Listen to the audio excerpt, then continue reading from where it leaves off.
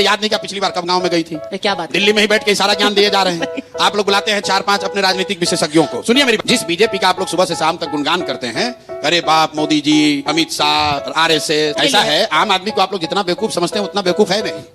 आम आदमी को तो टेलीविजन वाले बता रहे थे कि इस्लामाबाद पर कब्जा हो गया, मोदी को बैठाया लेकिन लगाम के साथ बैठा। वाह, प्रशांत किशोर ने क्या क्या कर दिया, इंटरव्यू में गोदी मीडिया को भगा दिया। ऐसा इंटरव्यू रहा आपकी प्रशांत किशोर का कि गोदी मीडिया राजनीतिक को जाति में लाने के चक्कर में था। बिहार के इलेक्शन 2025 का गोदी मीडिया, जो कि एक लेडीज थी, गोदी मीडिया क्या कर रही है कि प्रशांत किशोर को जाति के मामले में खींच रही है कि नहीं बिहार में जाति पे वोट होता है आपको। तो प्रशांत किशोर ने ऐसा जवाब दिया कि गोदी मीडिया को भागना पड़ा एकदम स्टेज छोड़ के। चलिए आप लोगों को दिखाते हैं, ये इंटरव्यू सुनाते हैं, आप इंटरव्यू सुनिए, उसके बाद बताइए कि क्या। सम्राट चौधरी थोड़ी देर पहले आए थे, उन्होंने कहा था कि हमारे स्कूल्स हमने इतने ज्यादा अभी ऐड कर लिए हैं कि पलायन रुक गया है, लोग अब बाहर के राज्यों में। सम्राट चौधरी की इतनी समझ नहीं है कि उनकी वो इन विषयों पर बोल सकें। वो शिक्षा मतलब खुद कहाँ पढ़े हैं, क्या किए हैं। यहाँ पर शायद बैठे हुए लोगों को थोड़ी थोड़ी याद अरविंद केजरीवाल की आ रही होगी। क्यों? क्या आप बिहार का केजरीवाल तो नहीं है? यही बात है कि भाई स्कूल के लिए वोट दीजिए। एक और सवाल, क्योंकि फिर आप सारे सवाल फॉलो आप गेस करके आंसर देंगे। उन्होंने भी यही कहा था 2013 में कि भाई मैं मोहल्ला क्लिनिक बनाऊंगा, मैं सबके लिए सबको सहूलियत दूंगा कि आपके सारे बच्चे जाएंगे, गवर्नमेंट स्कूल को मैं प्राइवेट स्कूल की तरह बना दूंगा। उन्होंने किया भी, पर ऐसी राजनीति की शेल्फ लाइफ कितनी है? क्या आप बिहार में केजरीवाल ब्रांड ऑफ पॉलिटिक्स ला रहे हैं और इसकी कितनी शेल्फ? पहली बात तो केजरीवाल और प्रशांत किशोर दोनों दो व्यक्ति हैं। जन स्वराज और आम आदमी पार्टी दोनों में फंडामेंटल डिफरेंस है। राजनीति तो वैसी ही है ना? बिल्कुल नहीं, ये वही है ना, गेस्ट पेपर वाला। क्या फर्क है? क्योंकि आपने तो साथ काम किया। फिर देखिए वही बात है, यहाँ जो अच्छे विद्यार्थी होंगे जिन्होंने एनसीईआरटी और टेक्स्ट बुक पढ़ा है, वो आपको बताएंगे कि टेक्स्ट बुक पढ़ने में और गेस्ट पेपर पढ़ने में क्या फर्क है। केजरीवाल गेस्ट पेपर वाले नेता है, हम लोग टेक्स्ट बुक वाले नेता हैं, हम लोग फंडामेंटली पढ़ने वाले व्यक्ति हैं। सुन लीजिए बात। अब आइए, आप ही की टेक्स्ट बुक से पढ़ रहे थे वो एक वक्त पे। शिक्षा पर आइए। आपने कहा कि अरविंद केजरीवाल ने वादा किया कि मैं मोहल्ला क्लिनिक बनाऊंगा, स्कूल बनाऊंगा। तो मैंने जो बात जहां से शुरू की थी, अरविंद केजरीवाल ने चाहे जितनी गलती की हो, क्या ये कोई देश में इनकार कर सकता है कि दिल्ली में शिक्षा व्यवस्था आज से 15 साल पहले जो उसकी स्थिति थी उसके मुकाबले कुछ तो बेहतर जरूर हुई है, बहुत बेहतर हुई है।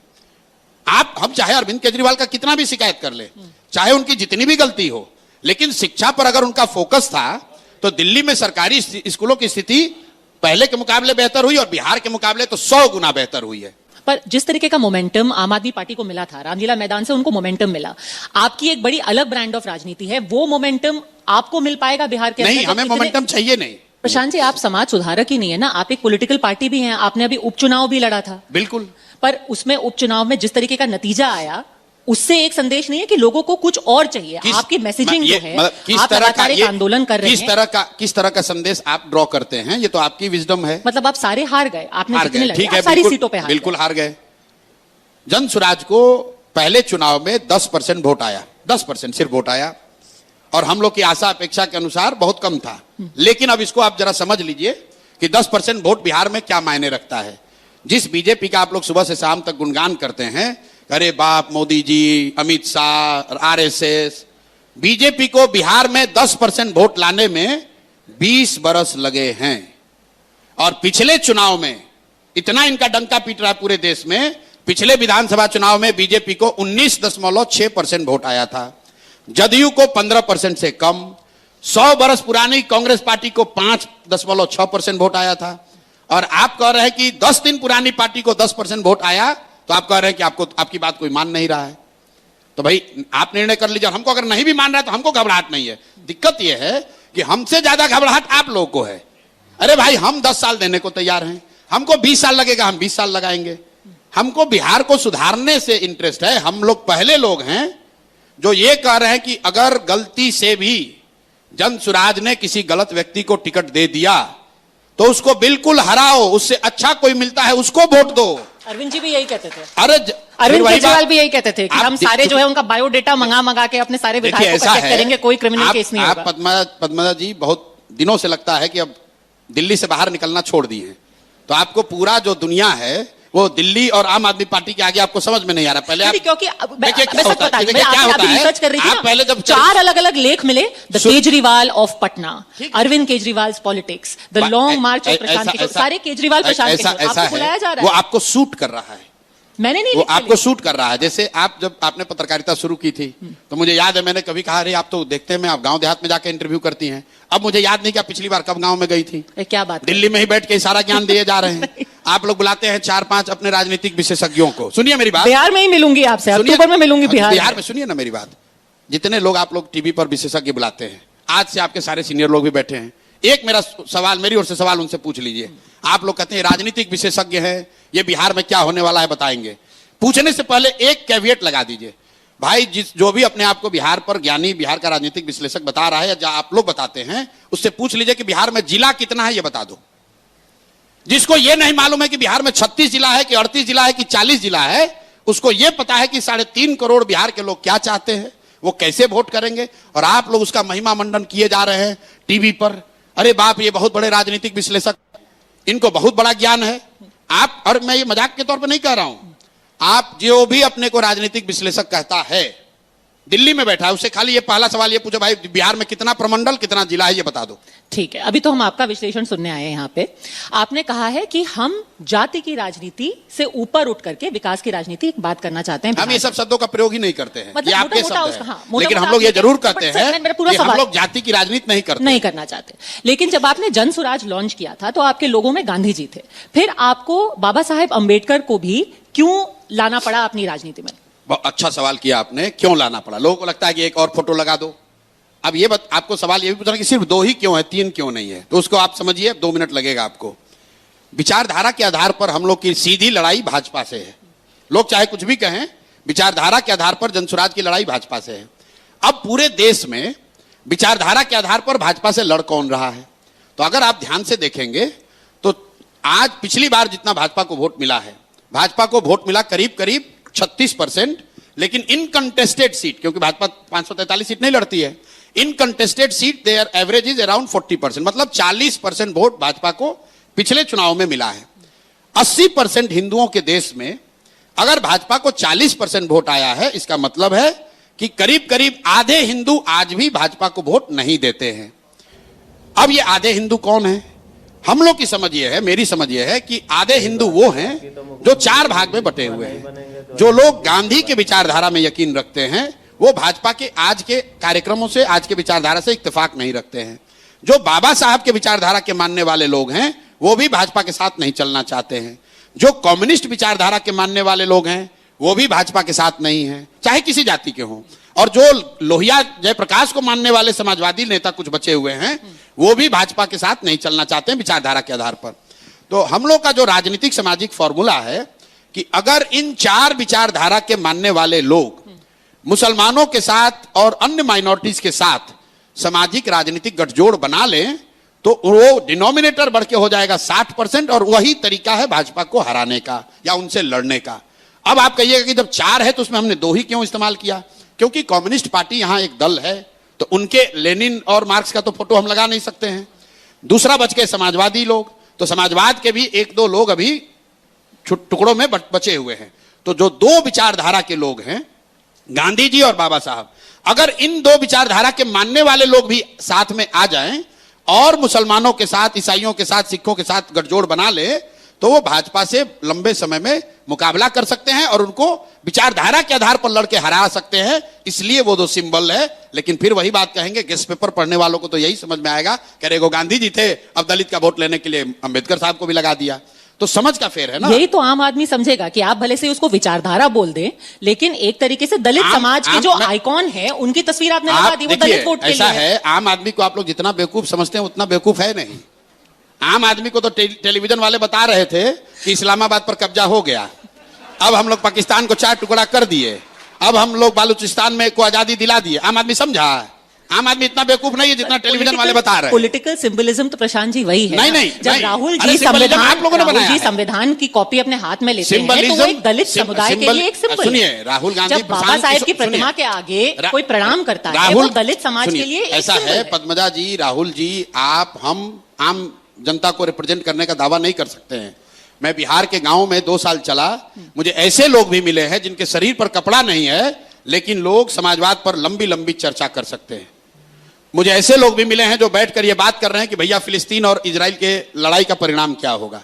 आम आदमी इतना बेवकूफ नहीं है जितना आज की टेलीविजन मीडिया या प्रिंट मीडिया बताने की कोशिश कर रही है कि जो हम लिखेंगे सब लोग वही समझ लेंगे। नहीं, आम आदमी को तो कभी भी अंडर एस्टिमेट नहीं किया जा सकता। अच्छा है, कम से कम आप मान तो रहे हैं। चुनाव दर चुनाव आम आदमी बता देता है कि वो कितना विदुषी है। जब हमारी अभी लोकसभा में दिखाया, बिल्कुल दिखाया, लोकसभा में उन्होंने दिखाया कि हमको मोदी चाहिए, मोदी जी चाहिए, लेकिन मोदी अनकंट्रोल्ड मोदी नहीं चाहिए। तो उतना ही सीट घटाया कि वो प्रधानमंत्री बने रहे लेकिन ऑटोक्रेट ना बन जाएं, तानाशाह ना बन जाएं। ठीक है, आपकी आम आदमी की इतनी समझ है कि वो राहुल गांधी को भी नहीं बैठाया, मोदी को बैठाया, लेकिन लगाम के साथ बैठाया कि भैया ऑटोक्रेट मत बनो, भगवान मत बनो, नेता ही बन के रहो, प्रधानमंत्री बन के रहो। थोड़ी सी आपकी पार्टी की बात कर लेते हैं। आपकी पार्टी की फंडिंग का सोर्स क्या है? फंडिंग का सोर्स प्रशांत किशोर की बुद्धि है, सरस्वती की कृपा है। आप बताइए आपका फंडिंग का सोर्स क्या है? आप अपना जीवन कैसे चलाते हैं? मेरी फंडिंग का सोर्स तो मेरी सैलरी है, बट आपकी सैलरी है, ठीक है। नहीं, अरे मैं बता रहा हूं, मैं आपका एग्जांपल दे रहा हूं। कोई पत्रकार है, वकील है, डॉक्टर है, उसको पैसा कहां से आता है? वो अपने दिमाग से किसी का इलाज करता है, किसी को लीगल सेवा देता है, आप पत्रकारिता करती हैं, आपको पैसा मिलता है। तो प्रशांत किशोर भी किसी उद्योगपति के लड़के नहीं है, हम कोई धंधा बिजनेस करते नहीं है, कोई सरकारी पद पर है नहीं, एमएलए एमपी कभी रहे नहीं है। फिर इतना पैसा आता कहां से? आता पैसा वहां से है जिन लोगों को भी 10 वर्ष में हमने मदद की अपने दिमाग से, चोरी करके नहीं, चारा चोरी करके नहीं। हम लोगों ने जिसको मदद की वो आदमी समझता है भाई ये आदमी के पास हुनर है, कुछ समझ है, ये आदमी समाज के लिए कुछ कर सकता है। 10 वर्ष में उनसे मदद नहीं, उनसे पैसा नहीं लिया, लेकिन अब कह रहे हैं कि भाई देखो तुमको हमने इतनी मदद की है, अब हम एक प्रयास कर रहे हैं बिहार में, हमको थोड़ा मदद करो। तो इस देश में 12 ऐसे लोग हैं, ध्यान रखिए, 12 ऐसी पार्टियां हैं, 12 ऐसे सरकारें बनी जिनको बनने में हमने कंधा लगाया है। तो आप उनके जो समर्थक हैं या वो लोग हैं, वो थोड़ा थोड़ा भी योगदान दे रहे हैं तो पैसा आ रहा है। अब एक मिनट रुकिए, चूंकि आप मोदी जी के समर्थक भी, क्योंकि 2014 बिल्कुल मोदी जी को पैसा देने वाले लोग भी दे रहे होंगे पैसा हमको आज, और ममता जी को समर्थन करने वाले लोग भी बिल्कुल देंगे, क्योंकि उनको ना मोदी से मतलब है ना ममता से मतलब है, उनको मतलब प्रशांत किशोर से है। उनको मतलब यह है कि नहीं इस लड़के ने मदद की है, इस लड़के में समझ है, ये आदमी ईमानदारी से कोशिश कर रहा है, चलिए कुछ योगदान इसको कर देते हैं। अब आप दिन भर यहां प्रेस कीजिएगा, एक इंटरव्यू आपके लोग साथी करेंगे। एक सवाल आपने मेरे को पूछा, मैंने जवाब भी दिया। जवाब देने के बाद आपसे आग्रह कर रहा हूं कि जितने नेता हैं उनसे पूछिएगा भैया राजद का फंडिंग कहां से होता है। आज तक मैंने कोई पत्रकार मिला ही नहीं मुझे जो उसने पूछा हो लालू जी से, तेजस्वी से, नीतीश कुमार से कि भैया आपका फंडिंग कहां से आता है। ये लोग तो बिहार में ही राजनीति करते हैं, इतना तो आपको जानकारी है। इनकी सरकार, इनका राजनीतिक वर्चस्व तो बिहार के बाहर नहीं है, तो भैया इनके पास पैसा कहां से आता है? ये बिहार की गरीब जनता के लिए चलने वाली योजनाओं को लूट कर, यहां पर शराब और बालू माफिया को पैट्रोनेज देकर उनसे जो पैसा लेते हैं उसी से अपनी पार्टी चलाते हैं। और आप हमसे पूछ रहे हैं, बिल्कुल आपको पूछना चाहिए प्रशांत जी, क्योंकि आप एक नए प्लेयर हैं इसलिए। अच्छा, वो पुराना है, उस पर चोरी का कोई मतलब? उनसे भी बार-बार पुराना चोर है भैया तो आप पर कोई दिक्कत नहीं है। नया नया अगर आए तो आपसे पूछा जाएगा कि आप चोरी कर रहे हैं कि नहीं। पुराने लोग हैं तो भैया आप खुल के चोरी करते रहिए। मैं इसका कॉन्टेक्स्ट बताती हूँ, क्यों फंडिंग की बात होती है, पूछा है, मैं उसका कॉन्टेक्स्ट भी क्लियर कर रही हूँ जी, कि अभी जो एस्टैब्लिश पार्टीज है उसके सामने आप चुनाव लड़े, 2.5 साल से आप यात्रा कर रहे हैं, बहुत एक्सपेंसिव एक्सरसाइज भी ये होती है। बार बार आप पे इल्जाम लगाया जाता है कि फला पार्टी की ये बी टीम की तरीके से इनको फील किया जा रहा है, उधर से फंडिंग आ रही है। लोग कहते हैं कि भाई आपकी नजदीकियां अभी भी भारतीय जनता पार्टी से बहुत है, नीतीश जी के तो आप वाइस प्रेसिडेंट बनाए गए थे। तो वो जो गठबंधन है आप ये बताइए, उससे अभी भी थोड़ी थोड़ी करीबी है। आप ये बताइए कि देश में, आप तो बड़ी पत्रकार हैं, देश में कौन ऐसा राजनीतिक नेता है जिससे मेरी राजनीतिक नजदीकियां नहीं है पर्सनल लेवल पे? मैं दीदी से भी बात कर सकता हूं, मैं प्राइम मिनिस्टर से भी अगर चाहूं तो रिक्वेस्ट कर सकता हूं बात करने के लिए, वो तो बहुत बड़े आदमी है, टाइम दे ना दे। मैं जगन मोहन रेड्डी से भी बात कर सकता हूं, चंद्रबाबू नायडू से भी बात कर सकता हूं, मैं स्टालिन से भी बात कर सकता हूं, उद्धव ठाकरे से भी बात कर सकता हूं। लेकिन बात करने का मतलब ये नहीं है कि हम उनकी विचारधारा पर चलेंगे या उनके साथ काम करेंगे। ये बात साफ हो गई है कि गठबंधन में, एनडीए गठबंधन में नीतीश जी ही मुख्यमंत्री का चेहरा रहेंगे। क्या आपको हो गई है? अच्छा, ये तो सम्राट चौधरी अभी बोल करके गए कि सम्राट चौधरी को पता है कि उनको टिकट मिलेगा कि नहीं है? आज की जो भाजपा है भाई, आज की जो भाजपा है उसमें सिर्फ 2 ही व्यक्ति जानता है कि क्या होगा, वो है मोदी जी और अमित शाह। आप लोग खुद ही रोज कह रहे हैं। वही तो लाडले मुख्यमंत्री बोल के गए थे। तो लाडले मुख्यमंत्री बोला, अगला मुख्यमंत्री नहीं बोला। मोदी जी को आप इतना होशियार कितने हैं आप समझ रहे हैं? नाप तौल के बोलते हैं।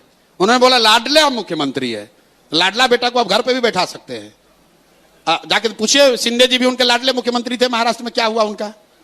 ये भाजपा के जो नेतृत्व है उनको पता है। अगर कोई दूसरा कह रहा है तो अपने पेचेक से ऊपर की बात कर रहा है, सच्चाई यही है।